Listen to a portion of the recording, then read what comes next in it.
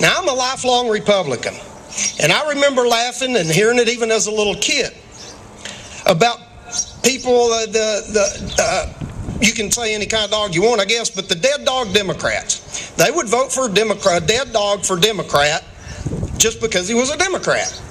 Well, I say we're getting just as bad in the Republican Party. I look at some of our records, and I can hear it now in a coffee shop somewhere. Well, what do you think about that new candidate, Vladimir Lenin? I don't know, but he's a Republican. Find out what these people's record is. Find out how they voted in the past. Well, we must vote to do what is best for our country and for our children's future, and stop voting party over country. If you're tired of voting for the lesser of candidates, get involved in the primaries, get involved in your party. I don't care if you're a Republican or Democrat.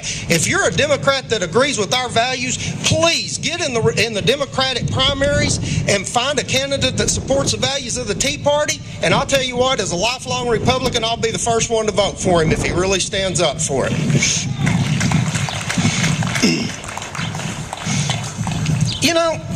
Does anybody here like to quail hunt? Anybody hunt behind bird dogs?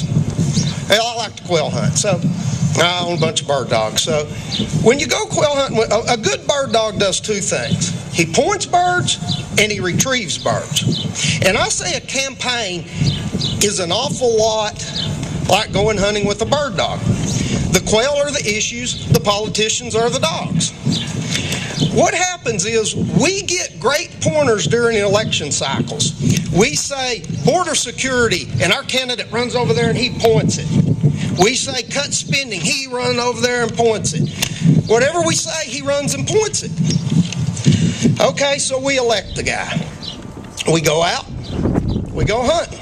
We say, all right, boy, find us that Social Security, that border security. Well, he kind of walks around, doesn't find anything. We say, what's the deal here?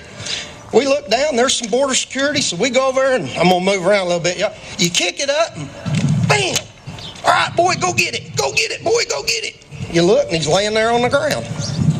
So you go, dang, well, all right. You take him back out, and you say, all right, boy, find me some fiscal responsibility. Man, he runs off. You're like, so you find it over there, you kick it up, flies up, bam, you shoot it. All right, boy, go cut that spending, go cut that spending. You look over and he's over under the pickup.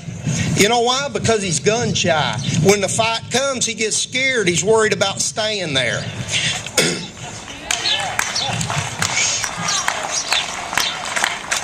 There's one difference, though. I work with a lot of gun dogs, and there's hope for a gun shy pup.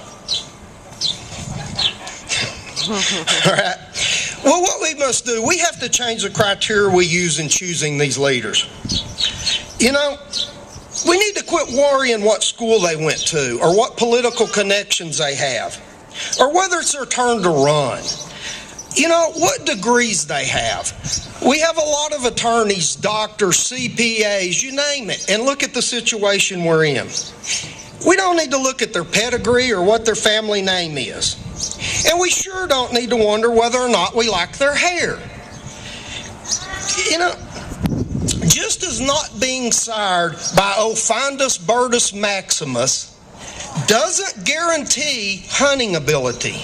And actually, folks, neither do these degrees guarantee leadership ability.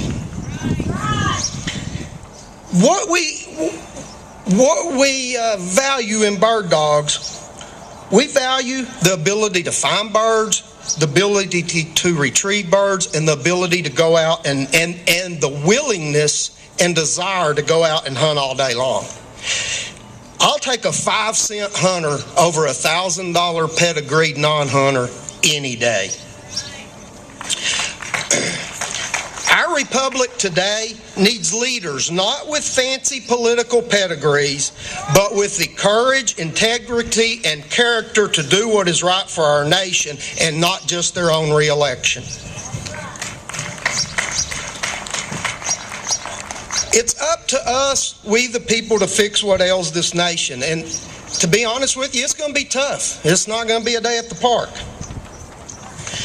But But you know what? I still believe in the spirit of the American people. And I believe in our strength and our ability to get things back on track. But you know, most of all, I believe that God still watches over this great nation. I know you get tired. I know you get depressed. Believe me, I wanted to go home and lock my gate and never even vote again after 6 months campaigning. But I didn't. I'm here today, and I'm going to tell you why. And when you get depressed and tired, you think of this.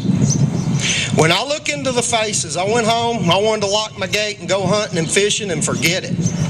But when I look into the faces of my wife and my children, my grandchildren, my friends and their children, or little Sadie, this little girl, you know, I refuse to tell them that I don't have the courage and integrity to fight for their future.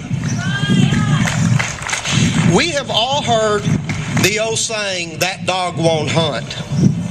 Let's begin working hard today to find us some dogs that will hunt. God bless you, and God bless the United States of America.